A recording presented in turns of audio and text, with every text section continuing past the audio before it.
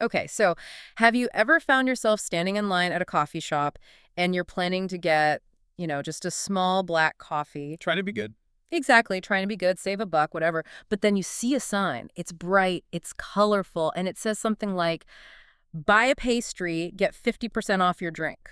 Oh, I know this one. And suddenly you're walking out with a muffin you didn't want, a bigger coffee, and a receipt that's like $5 higher than you planned. Or maybe you've rushed across town in traffic, just burning gas and stressing out, all to use a coupon that was about to expire. We've all done that. It's a totally universal feeling. It happens to the best of us. But here's the uncomfortable question we have to ask today, and it's what made me want to do this deep dive in the first place. Are you really making those choices? Or something else pulling the strings. Exactly. Is someone pulling the strings? It sounds a little paranoid when you put it that way, doesn't it? Like there's some puppet master hiding somewhere. A little bit, yeah.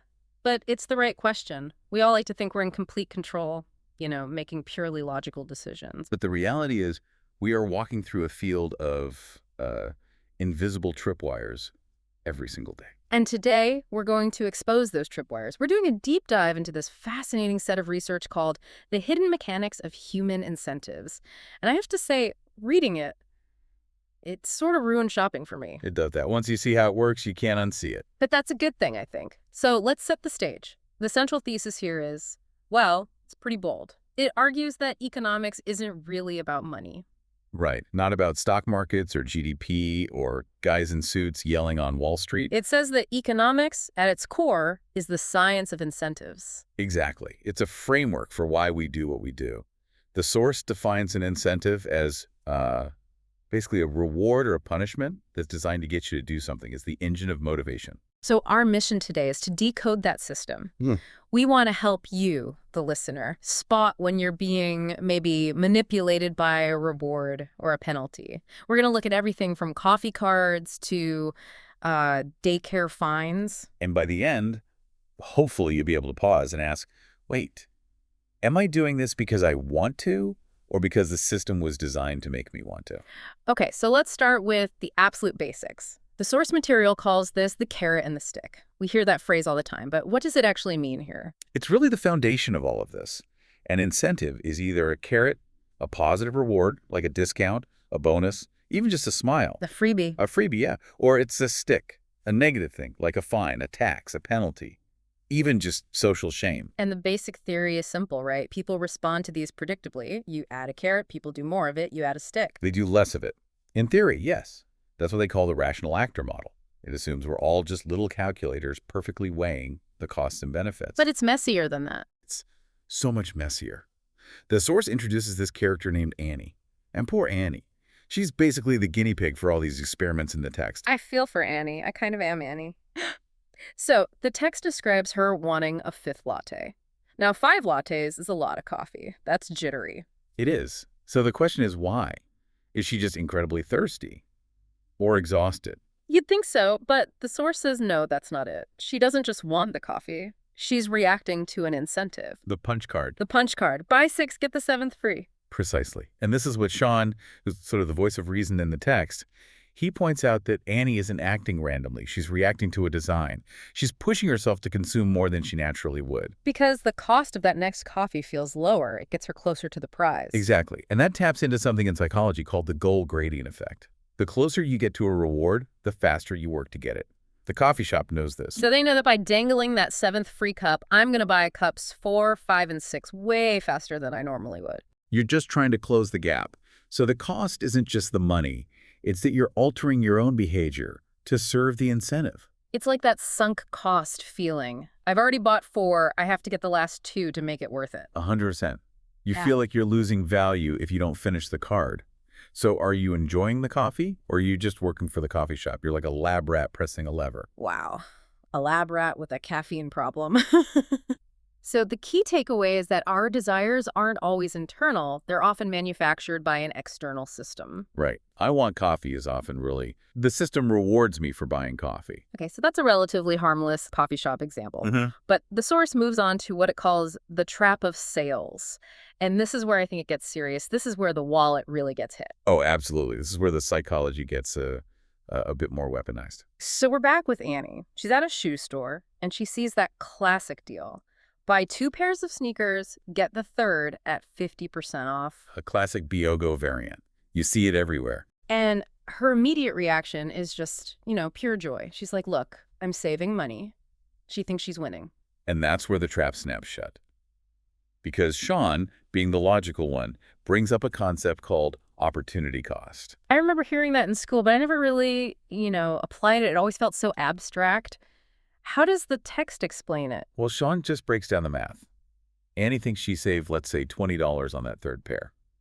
She's totally focused on the discount. Right. But Sean points out the reality. She didn't save $20. She spent $150. Okay, but she got 3 pairs of shoes. Isn't that still a good deal per pair? Isn't that smart? Only if she actually needed 3 pairs of sneakers. And that's the thing. Opportunity cost asks, what else could that $150 have been? Oh, ouch. Could have been a week of groceries, a utility bill, an investment. When you lock it into shoes, you kill all those other possibilities. So the incentive, the 50% off sticker, it just completely changed how she saw the value. It creates an illusion. The text says it explicitly. A discount is not money saved. It is a stimulus to spend money now.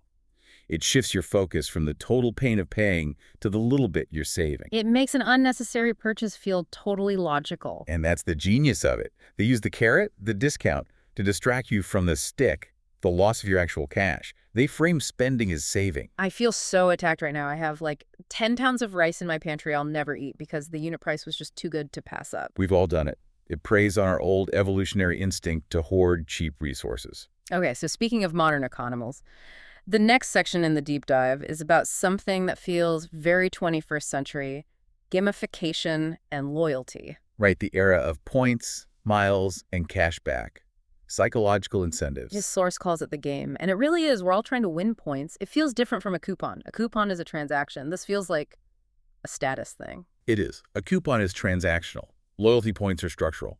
They turn spending into a sport. Yeah. You're not just buying something, you're, accumulating a score, you're leveling up. So the example is Annie again. She buys a hairdryer, a $200 hairdryer. Which is a very expensive hairdryer. It must be. But she's thrilled. Why? Because she gets 5% cash back on her credit card.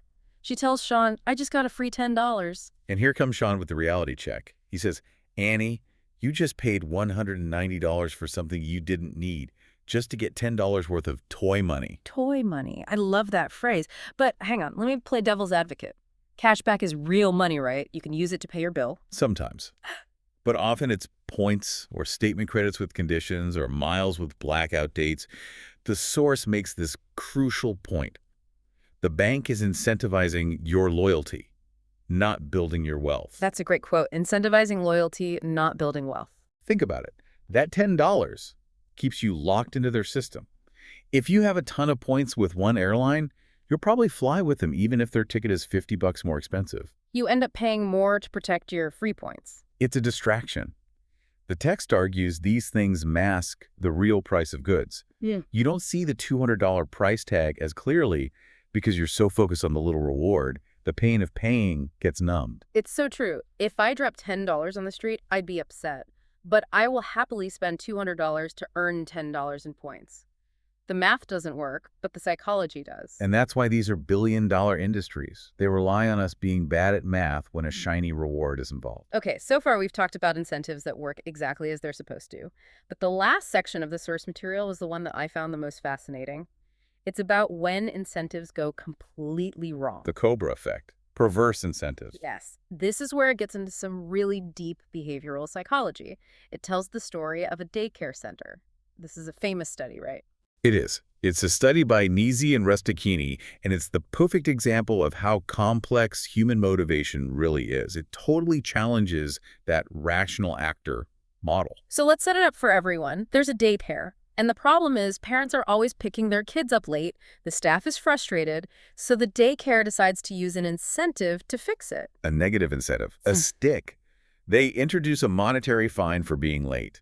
It makes perfect sense. Punish people for being late, and they should stop being late. Basic economics. Right. Increase the cost, and the behavior should decrease. That's not what happened. No. So what was the result? The parents started arriving late more often. You're kidding. They added a fine and lateness went up. It skyrocketed, nearly doubled. How is that possible? That seems to break everything we just talked about. Well, the source explains it by looking at the type of incentive. Before the fine, what kept parents on time? Mhm. It wasn't money. It was social pressure. It was guilt. Right. You don't want to be that parent who makes the teacher stay late. You feel bad. It's a social contract. Yep. Exactly. A moral contract. I'll be on time because it's the right thing to do. But as soon as the daycare put a price on it, let's say $10 for being late, they changed the entire relationship. They turned a moral interaction into a market transaction. Precisely. The parents stopped feeling guilty. They looked at the $10 fine and thought, oh, $10. That's a pretty good price for an extra hour of babysitting. I'll pay that. Wow. So they treated the fine as a service fee? I can just buy the right to be late? And once that mental switch flips, you can't easily go back. Even when they removed the fine later, the parents kept showing up late. The guilt was gone. The social contract was broken for good. The incentive backfired because it replaced a really strong internal motivation, guilt, with a weak external one, a small fine. And that's the Cobra effect. You try to solve a problem, but your solution, your incentive, actually makes the problem much, much worse. Why is it called the Cobra effect? It comes from a story about colonial India. Yeah. The British government wanted to get rid of cobras in Delhi. So they offered a bounty for every dead cobra. Seems logical. Kill a snake, get paid, fewer snakes. In theory, until people started breeding cobras in their backyards just so they could kill them and collect the bounty. Of course they did. They turned it into a cobra farming business. It's very entrepreneurial. Mm-hmm. But then the government found out and canceled the program.